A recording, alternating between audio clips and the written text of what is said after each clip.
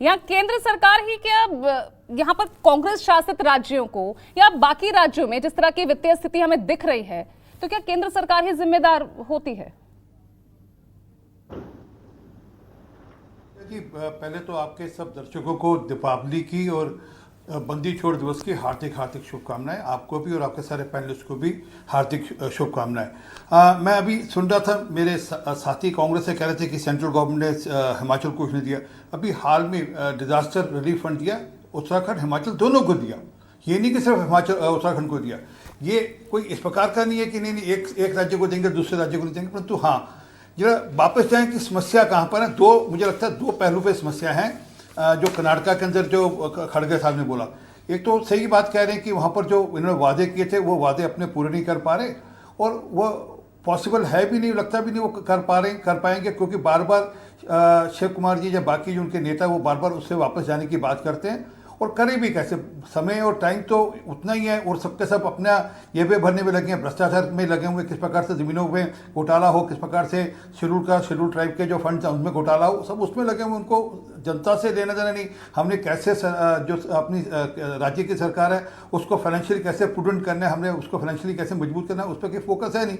सारा मामला फोकस तो एक जगह लगा, वो ठीक भी चल रहा है उनके हिसाब से। उनको इसके अलावा कुछ दूसरा सोचता भी, भ्रष्टाचार के अलावा कुछ दूसरा सोचता भी नहीं।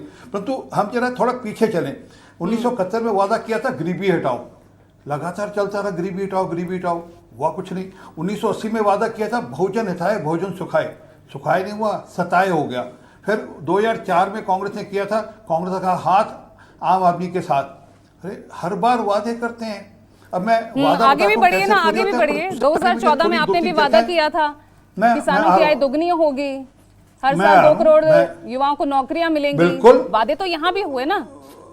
बिल्कुल बिल्कुल बिल्कुल बिल्कुल। मैं एक स्कीम, मेरे पास पूरा पर्चा, एक स्कीम आपको भी सुनाऊंगा, पर उससे पहले एक छोटी सी जानकारी दे दूंगा। और आपको अभी 2018 के चुनाव के अंदर राजस्थान के अंदर राहुल गांधी जी गए थे। मुझे वो सीन याद आता है, वो आप पता नहीं आपका वीडियो होगा तो चला दीजिएगा।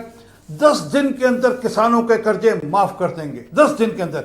लगभग 19,444 किसानों पर कुर्की वारंट निकले, उनकी जमीनें सरकार ने ले ली। ये थे वादे किए, जो वादे, मैं तो इसके अलावा एक लंबी लिस्ट है जो इन्होंने वहाँ वादे किए जो पूरे नहीं किए। इसी प्रकार छत्तीसगढ़ के अंदर ये वादे कुछ कर आए थे, हम 1 लाख नौकरियां देंगे 1 महीने के अंदर। वो 1 लाख नौकरियां पता नहीं कहाँ फुर हो गई।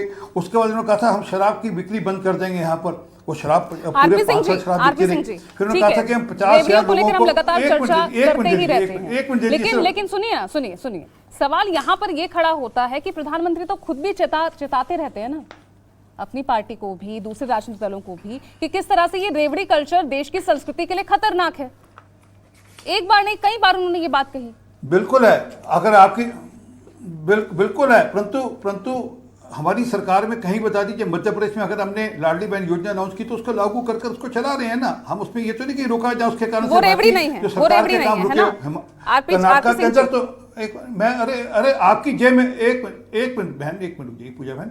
अगर हम घोषणा कर उसको लागू करें तो, अगर घोषणा कर सिर्फ घोषणा के लिए करें और लागू ना कर पाए तो रेवड़ी है। अगर लागू कर दे तो फिर ठीक है, जो लागू ही नहीं हो पाई उसको क्या करेंगे आप। मैं एक उदाहरण और दे दूं आपको। इन्होंने छत्तीसगढ़ के अंदर एक वादा और बड़ा वादा किया था जिसको ये आज तक पूरा नहीं कर पाए।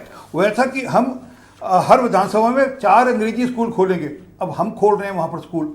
इस प्रकार के वादे तो कई सारे कर सकते हैं, परंतु वादा करके निभाना किसको कहते हैं कि आज अगर जरूरत है तो 80 करोड़ लोगों को राशन मिल रहा है, उनकी चिंता की जा रही है ताकि वो रेवड़ी नहीं, कोई हैंड हेल्ड हो, उनको कोई समस्या ना हो। और एक नहीं, अरे सुन तो लीजिए ना, नहीं रेवड़ी तब होती है जब वादा करके निभाना। रेवड़ी क्या है, रेवड़ी क्या है, मुझे ये भी आज समझना है।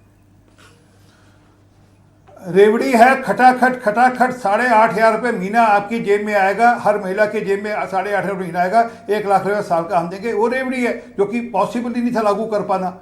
वह रेवड़ी नहीं है जब हम कहते हैं कि हम किसान सम्मान निधि देंगे, वो उतना कहते हैं जितना हम कर पाएंगे। 6,000 रुपये तक की किसान सम्मान निधि का वादा किया था, हम वो अपना काम पूरा कर रहे हैं। हाँ, मतलब एमएसपी पर आप गारंटी उनको नहीं दे सकते हो, उनकी आय आप दोगुनी आप नहीं कर सकते हो।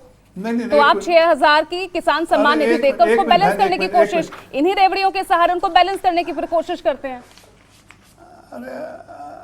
ना बिल्कुल नहीं, एक मिनट मैं उस पर भी आता हूँ। आज देश के अंदर लगभग 11 करोड़ लोगों को आयुष्मान भारत में कवर किया। आज से पहले कभी सोचा था कि इतनी बड़ी हेल्थ इंश्योरेंस स्कीम कोई सरकार लेकर आएगी? कभी किसी ने दिमाग में लगाया था? आज हर घर में जल पहुंचने का प्रावधान सरकार कर रही है और इंश्योर करिए कि हर घर में जल पहुंचे। और यही नहीं, हर घर में बिजली ठीक ढंग से पहुंची, इसकी चिंता कर रही है।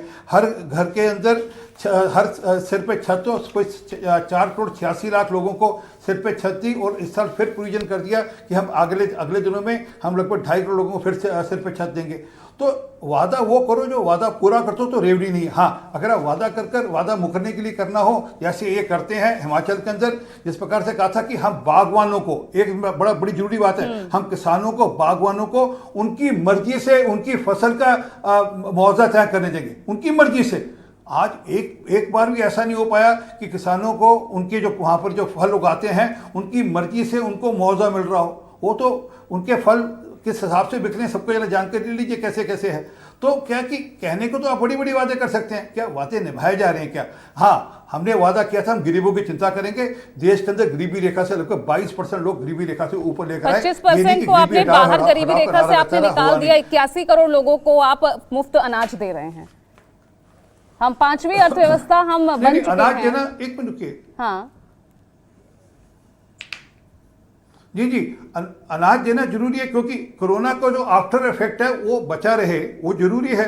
क्योंकि कोरोना का एक इकोनॉमी पे आफ्टर इफेक्ट था, वो उसकी चिंता करी ना जी, उसलिए जरूरी था। और यही नहीं, अगर कोरोना था तो कोरोना के अंदर भी 200 करोड़ से अधिक कोरोना के इंजेक्शन वैक्सीनेशन दिए ना सरकार ने। ये तो नहीं दिए सरकार ने, परंतु ये कहना बहुजन नेता है, बहुजन नेता है। कितनी बार ये जो राशन फ्री राशन योजना थी, ये कोरोना काल के लिए तो स्टार्ट हुई ना, उसके बाद लगातार चुनाव दर चुनाव इसको आप आगे बढ़ाते गए।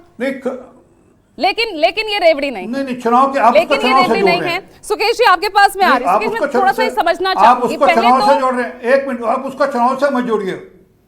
अच्छा, ये मैं चुनाव से नहीं जोड़ रही, ठीक है।